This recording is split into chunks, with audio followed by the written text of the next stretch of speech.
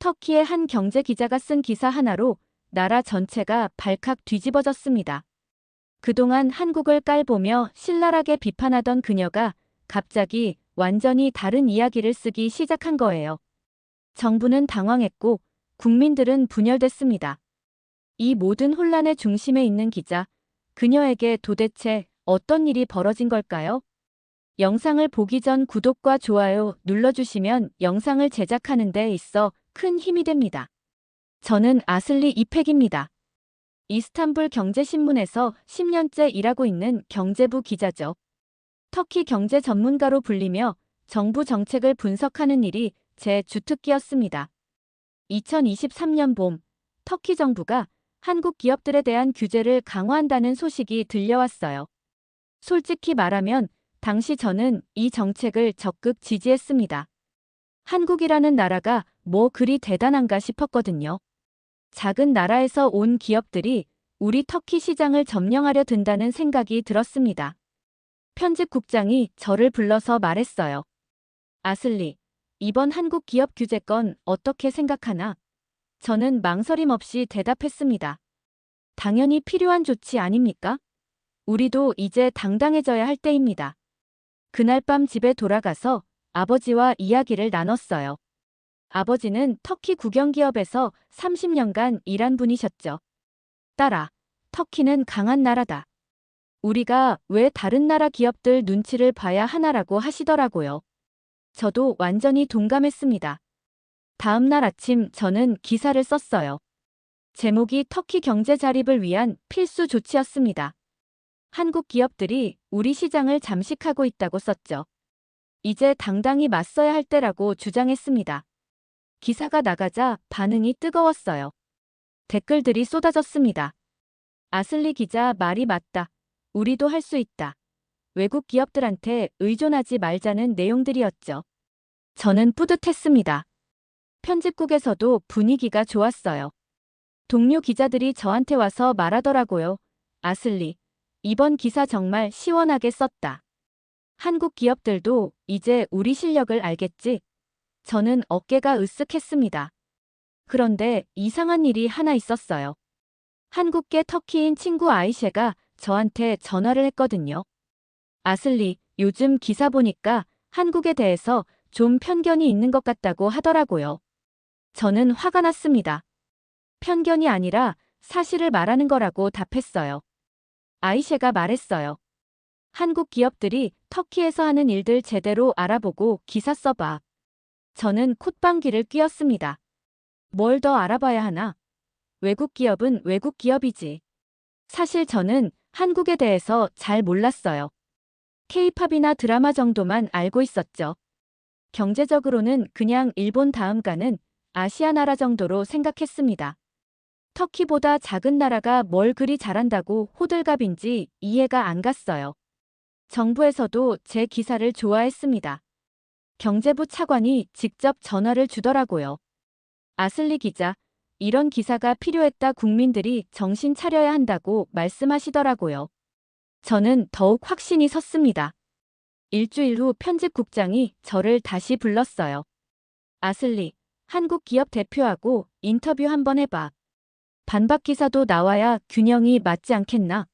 저는 내심 기뻤습니다. 한국 기업놈들이 뭐라고 변명하는지 직접 들어보고 싶었거든요. 인터뷰 상대는 한국의 중견 건설회사 터키 법인장이었습니다. 김정수라는 분이었어요. 나이는 50대 초반 정도로 보였죠. 이스탄불 시내 호텔 로비에서 만났습니다. 처음 만났을 때 김정수 법인장의 모습이 의외였어요. 저는 한국 사람들이 좀 거만하고 오만할 거라고 생각했거든요. 그런데 김정수는 정말 정중했습니다. 먼저 일어나서 인사를 하더라고요. 터키어로 안녕하세요라고 말하면서 말이에요. 저는 바로 본론으로 들어갔습니다. 터키 정부가 한국 기업들에게 기술 이전을 요구하는데 어떻게 생각하느냐고 물었어요. 당연히 해야 하는 거 아니냐고 따져 물었죠. 김정수가 잠시 생각하더니 차분하게 말했습니다. 기자님, 기술이라는 건 하루아침에 만들어지는 게 아닙니다. 수십 년간 쌓아온 노하우와 경험이 담겨 있어요. 이걸 그냥 달라고 하시면 좀 곤란하죠. 저는 기가 막혔어요. 그럼 터키에 와서 돈만 벌어가겠다는 얘기냐고 따졌습니다. 우리나라 발전에는 관심도 없냐고 화를 냈어요. 김정수가 고개를 저었습니다. 전혀 그런 게 아닙니다. 저희는 터키와 함께 성장하고 싶어요. 하지만 기술을 달라는 것과 함께 개발하자는 건 다른 얘기죠. 신뢰가 바탕이 되어야 진짜 협력이 가능합니다. 그 말을 듣는 순간 저는 좀 당황했어요. 뭔가 제가 생각했던 것과 다른 대답이었거든요. 저는 다시 공격적으로 나갔습니다. 그럼 언제까지 터키를 하청업체 취급할 거냐고 물었어요. 김정수의 표정이 조금 어두워졌습니다. 기자님, 저희가 터키를 하청업체로 생각한 적은 없습니다. 오히려 터키 기업들의 실력을 인정하고 있어요. 함께 프로젝트를 진행하면서 많이 배우고 있습니다. 저는 믿을 수 없었어요. 그럼 왜 기술 이전을 거부하느냐고 다시 물었습니다. 김정수가 한숨을 쉬더라고요. 기술은 상호 존중에서 나옵니다. 강제로 빼앗으려 하면 아무것도 얻을 수 없어요. 인터뷰가 끝나고 집에 돌아가는 길에 저는 뭔가 이상한 기분이 들었습니다. 김정수의 말투나 태도가 제가 예상했던 것과 너무 달랐거든요. 오만하거나 거만한 모습이 전혀 없었어요. 그날 밤 어머니와 저녁을 먹으면서 인터뷰 얘기를 했습니다. 어머니는 의외의 반응을 보이셨어요. 아슬리야, 그 사람 말도 일리가 있지 않니? 기술이란 게 하루아침에 생기는 게 아니잖아. 저는 깜짝 놀랐습니다. 어머니까지 한국 편을 드시는 거냐고 물었어요. 어머니는 웃으시면서 말씀하셨습니다. 편을 드는 게 아니라 객관적으로 생각해 보라는 거야. 너도 기자라면 양쪽 얘기를 다 들어봐야지. 김정수와의 인터뷰 기사를 쓰면서 저는 혼란스러웠어요. 예상했던 오만한 모습은 전혀 없었거든요. 오히려 겸손하고 진지한 태도였습니다. 하지만 저는 제 신념을 바꿀 생각이 없었어요. 기사 제목을 한국 기업의 변명, 과연 진실일까라고 정했습니다. 김정수의 말을 전했지만 제 관점을 확실히 드러냈어요. 결국 기술 이전을 거부하는 변명에 불과하다고 썼죠. 며칠 후 정부에서 큰 발표를 했습니다. 터키 독자 기술로 주요 인프라 프로젝트를 추진하겠다는 내용이었어요.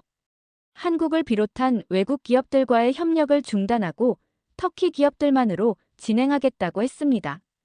경제부 차관이 기자회견에서 말했어요.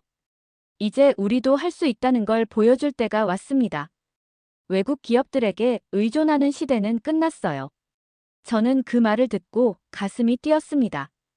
회견 후 저는 바로 기사를 썼어요. 터키의 당당한 선택이라는 제목으로 말이죠. 드디어 터키가 진정한 독립을 선언했다고 썼습니다. 더 이상 외국 기술에 목매지 않겠다는 용기 있는 결정이라고 칭찬했어요. 동료 기자들도 흥분했습니다. 아슬리, 이번엔 정말 잘했다. 터키의 자존심을 세웠어라고 말하더라고요. 편집국장도 만족해했어요. 이런 기사가 나와야 국민 정서에 맞다고 하셨습니다. 아버지는 더욱 기뻐하셨어요. 전화를 걸어서 말씀하시더라고요. 딸아, 내가 쓴 기사 봤다. 정말 자랑스럽다. 이제야 터키다운 모습을 보여주는구나. 저는 뿌듯함에 가슴이 벅찼습니다. 터키 최대 건설 회사인 야피 크레디 그룹이 첫 번째 프로젝트를 맡았어요. 이스탄불과 앙카라를 잇는 고속철도 구간 개선 사업이었습니다. 기존에 한국 기업과 공동으로 진행하려던 계획을 취소하고 터키 독자 기술로 추진하기로 했죠. 프로젝트 착공식에 저도 취재를 갔어요. 야피 크레디 회장이 연설을 했습니다. 오늘부터 터키의 새로운 역사가 시작됩니다. 우리 손으로 우리나라를 건설하겠다고 선언했어요. 참석한 사람들이 박수를 쳤습니다. 저는 그 현장에서 기사를 송고했어요.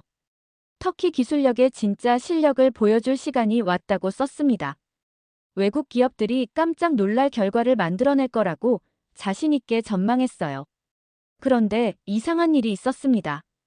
착공식이 끝나고 야피 크레디 엔지니어 몇 명과 이야기를 나눴는데 표정이 별로 밝지 않더라고요. 한 엔지니어가 조심스럽게 말했어요. 사실 이 프로젝트가 쉽지 않을 것 같습니다. 저는 왜 그러냐고 물었어요. 엔지니어가 주변을 둘러보더니 작은 소리로 말했습니다. 한국 기업들이 가지고 있던 기술이 생각보다 복잡해요. 우리끼리만 하기엔 벅찬 부분이 있습니다.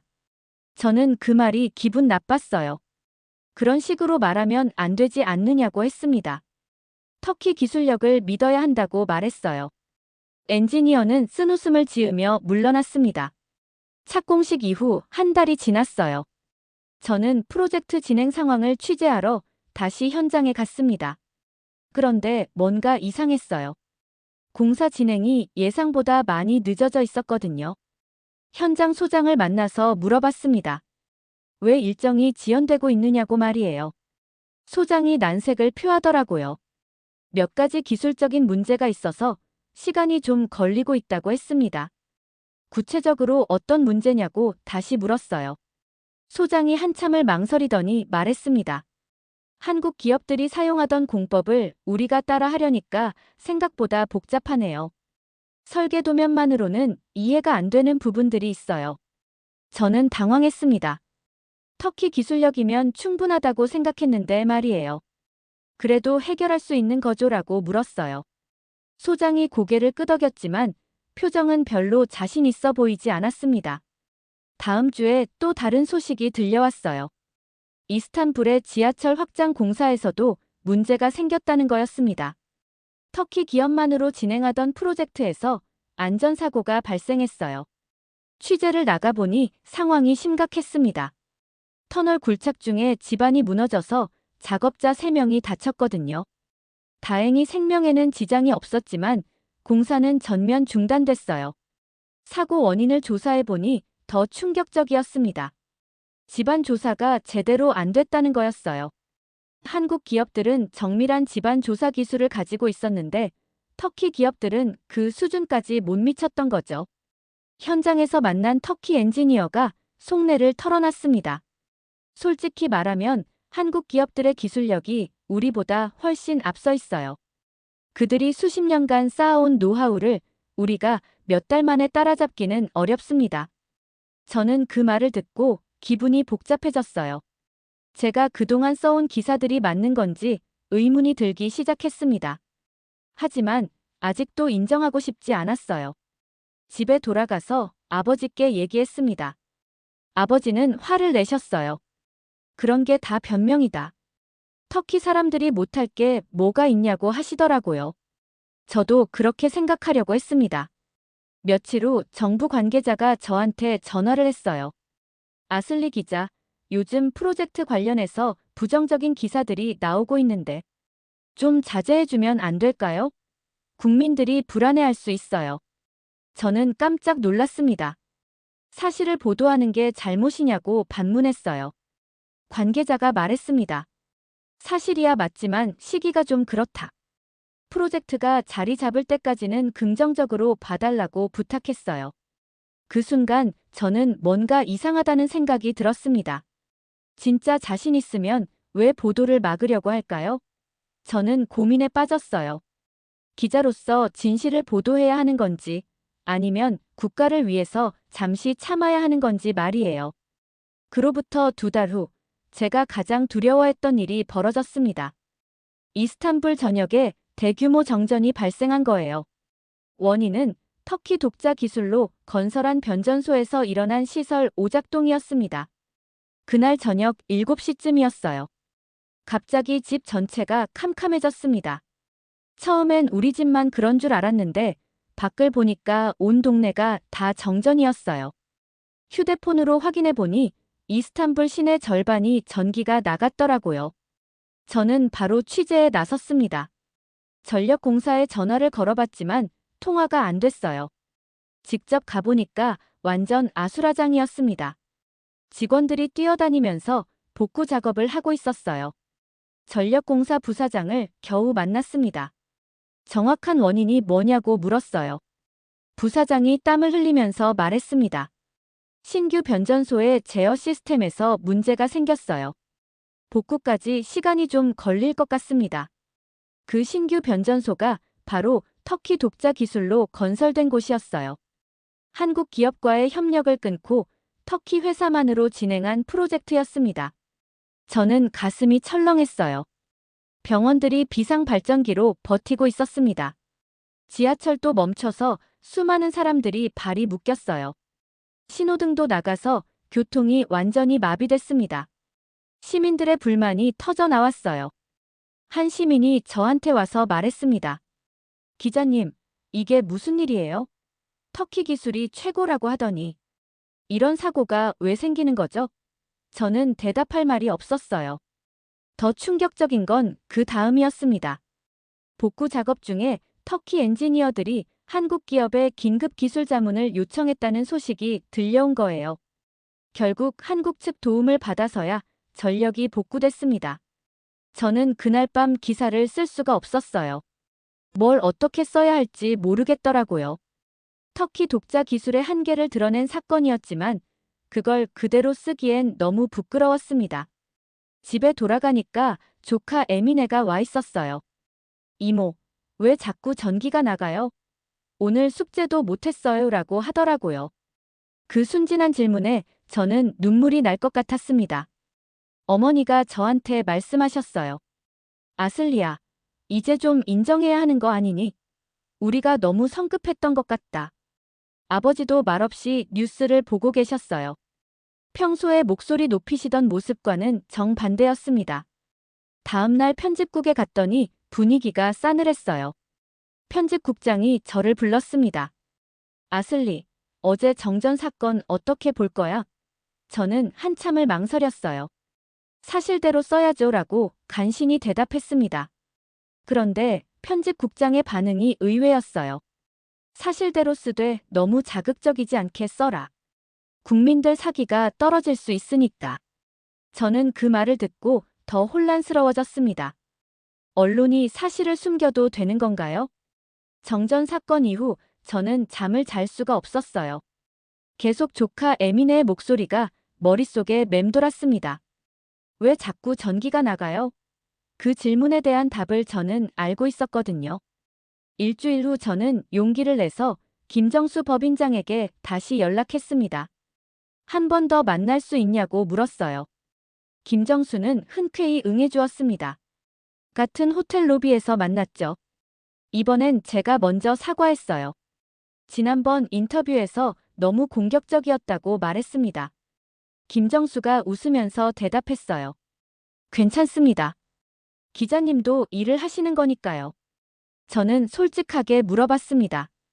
정말로 한국 기업들이 터키와 함께 성장하고 싶어 하는 거냐고 말이에요. 김정수의 표정이 진지해졌어요. 물론입니다. 저희가 여기 온 이유가 그거거든요. 그러면서 김정수가 자료를 꺼내서 보여줬습니다. 한국 기업들이 터키에서 진행한 프로젝트들의 성과였어요. 현지 고용 창출, 기술 교육, 공동 연구 개발 같은 내용들이 빼곡히 적혀 있었습니다. 저는 그 자료를 보면서 충격을 받았어요. 한국 기업들이 터키 직원들을 한국에 보내서 교육을 시켰다는 내용도 있었거든요. 기술을 독점하려는 게 아니라 정말 함께 발전하려고 했던 거였습니다. 김정수가 말했어요. 기자님, 저희는 터키를 정말 좋아해요. 한국 전쟁 때 도와주신 고마운 나라잖아요. 그래서 더 열심히 하고 싶었는데 오해를 받게 돼서 안타까웠습니다. 그 말을 듣는 순간 저는 눈물이 날 뻔했어요. 제가 그동안 얼마나 편견을 가지고 있었는지 깨달았거든요. 한국 기업들을 이용만 하려는 나쁜 놈들로 생각했는데 전혀 그게 아니었던 거죠. 저는 정전 사건에 대해서도 물어봤습니다. 한국 기업이 도움을 줬다는데 사실이냐고 말이에요. 김정수가 고개를 끄덕였어요. 네, 맞습니다. 터키 분들이 요청하셔서 기술진을 보냈어요. 김정수의 다음 말이 더 놀라웠습니다. 사실 그런 문제들은 충분히 예방할 수 있었어요. 처음부터 함께 했다면 말이죠. 저희가 제안했던 교육 프로그램들이 바로 그런 사고를 막기 위한 거였거든요. 저는 머리가 멍해졌어요. 결국 터키가 혼자 하겠다고 고집을 부리는 바람에 이런 일이 벌어진 거였습니다. 한국 기업들은 처음부터 위험성을 알고 있었던 거죠. 그날 밤 저는 지금까지 쓴 기사들을 다시 읽어봤습니다. 얼마나 일방적이고 편파적이었는지 보였어요. 사실 확인도 제대로 안 하고 감정만으로 쓴 글들이었습니다. 어머니가 제 방에 들어오셔서 말씀하셨습니다. 잘못을 인정하는 게 용기야. 이제 바로잡으면 되는 거 아니니? 저는 그제야 결심이 섰어요. 진실을 써야겠다고 말이에요. 김정수와의 두 번째 인터뷰 후 저는 며칠간 고민했어요. 진실을 써야 한다는 걸 알면서도 용기가 나지 않았습니다. 제가 그동안 잘못 생각해왔다는 걸 인정하는 건 쉽지 않았거든요. 월요일 아침 편집국장이 저를 불렀어요. 아슬리, 요즘 한국 기업 관련 기사 어떻게 할 거야? 정부에서 계속 문의가 들어오는데 말이야. 저는 한참을 망설였습니다. 그때 후배 기자 셀마가 제게 말했어요. 선배, 저 어제 한국문화원에 다녀왔는데요. 거기서 만난 한국 사람들이 정말 친절하더라고요. 우리가 생각했던 것과 많이 달랐어요. 셀마의 말을 듣고 저는 더 확신이 섰습니다. 저만 잘못 생각한 게 아니라 우리 모두가 편견을 가지고 있었던 거죠. 이걸 바로잡는 게 기자로서 제 의무라는 생각이 들었어요. 점심시간에 저는 편집국장을 찾아갔습니다. 국장님, 저 한국 기업 관련해서 새로운 시각으로 기사를 써보고 싶어요. 편집국장이 의아한 표정을 지었어요. 새로운 시각이라니. 저는 솔직하게 말했습니다. 제가 너무 일방적으로만 봤던 것 같아요. 실제로 취재해보니까 한국 기업들의 진짜 모습은 달랐어요. 이걸 독자들한테 알려야 한다고 생각합니다. 편집국장의 얼굴이 굳어졌어요. 아슬리, 지금 무슨 말을 하는 거야? 내가 그동안 써온 기사들이 틀렸다는 얘기냐? 저는 고개를 끄덕였습니다. 네, 많은 부분에서 제가 잘못 판단했어요. 그날 오후 저는 터키 경제 위기의 진실이라는 제목으로 기사를 쓰기 시작했어요. 한국 기업들과의 협력을 거부한 것이 오히려 터키에게 손해였다는 내용으로 말이죠. 편집국장이 제 기사를 보더니 펄쩍 뛰었어요. 아슬리, 미쳤어? 이런 기사가 나가면 우리 신문이 어떻게 되는 줄 알아? 저는 단호하게 말했습니다. 진실을 외면하는 것은 기자가 아니라 선전꾼입니다. 그날 밤 아버지와 큰 싸움을 했어요. 딸아, 내가 지금 뭘 하는 거야? 나라를 팔아먹는 거냐? 저는 눈물을 흘리면서 말했어요. 아버지, 거짓말로 나라 사랑하는 게 진짜 애국이에요? 어머니가 저를 위로해 주셨어요. 아슬리야, 내 마음은 이해한다 하지만 너무 성급하게 하지는 말아라. 저는 어머니께 말씀드렸어요. 더 늦으면 안 돼요. 이미 너무 많은 피해가 났어요. 다음 날 아침 저는 기사를 송고했습니다. 편집국장이 마지막까지 만류했지만 저는 포기하지 않았어요. 기사가 나간 후 반응은 폭발적이었습니다. 찬성하는 사람들과 반대하는 사람들로 나뉘어서 완전히 난리가 났어요. 제 기사가 나간 후 터키 사회가 뒤집어졌어요. 처음엔 저를 욕하는 사람들이 많았습니다. 배신자라고 하는 사람들도 있었어요. 하지만 시간이 지나면서 분위기가 바뀌기 시작했습니다. 특히 젊은 세대들이 저를 지지해줬어요. 한 대학생이 댓글을 달았더라고요. 아슬리 기자님 덕분에 진실을 알게 됐어요. 용기 있는 보도 감사합니다. 그런 응원 메시지들이 계속 들어왔습니다. 더 놀라운 건 터키 정부의 반응이었어요.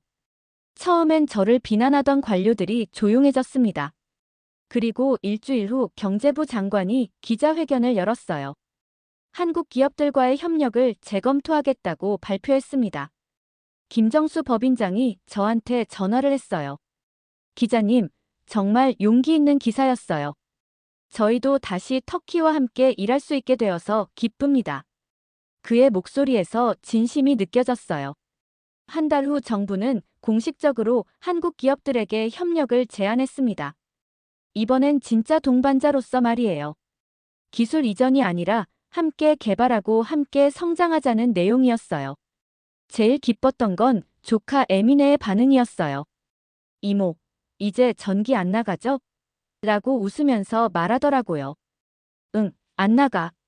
그리고 앞으로도 계속 안 나갈 거야 라고 대답해줬습니다. 아버지도 마음을 바꾸셨어요. 딸아, 내가 옳았다. 진짜 애국이 뭔지 너한테서 배웠다고 하시더라고요. 어머니는 처음부터 저를 믿어주셨지만 아버지의 인정을 받으니까 더 뿌듯했어요. 6개월 후 한국 터키 경제협력 포럼이 열렸습니다. 저도 취재차 참석했어요. 김정수를 다시 만났는데 정말 반가웠습니다. 기자님 덕분에 우리가 다시 만날 수 있었어요 라고 하더라고요. 포럼에서 터키 총리가 연설했어요. 과거 우리의 오만함을 반성합니다. 이제 진짜 파트너십을 시작하겠다고 말했습니다. 한국 대사도 화답했어요. 터키는 우리에게 소중한 형제 국가라고 했습니다. 그날 저는 마지막 칼럼을 썼어요. 제목은 기술은 나누면 배가 되고 편견은 나누면 반이 됩니다였습니다. 진정한 협력이 무엇인지, 상호 존중이 얼마나 중요한지를 담았어요. 친구 아이셰가 축하 메시지를 보냈어요. 아슬리, 내가 터키와 한국 사이의 다리가 되어줘서 고마워. 저는 그 말이 제일 기뻤습니다. 두 나라가 서로를 이해하는데 조금이라도 도움이 됐다는 생각이 들었거든요. 지금 저는 한국어를 배우고 있어요. 언젠가 한국에 가서 직접 취재도 해보고 싶습니다. 그리고 더 많은 사람들에게 진정한 협력이 뭔지 알려주고 싶어요. 편견 없는 세상을 만드는 것, 그게 제 새로운 꿈입니다. 이번 사연은 여기까지입니다. 오늘 사연은 어떠셨나요? 오늘의 사연이 마음에 드셨다면 좋아요 한번 부탁드립니다. 여러분의 좋아요와 구독은 영상을 만드는데 큰 힘이 됩니다. 긴 영상 시청해주셔서 감사합니다. 오늘도 행복이 넘치는 하루 되세요.